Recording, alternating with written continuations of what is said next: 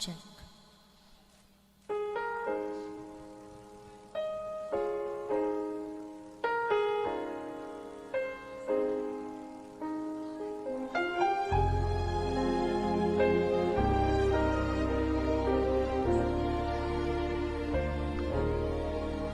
There are times I find it hard to sleep at night.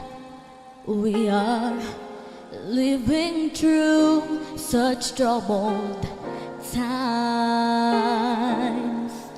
and every child that reaches out for someone to hold, for a moment they become my own.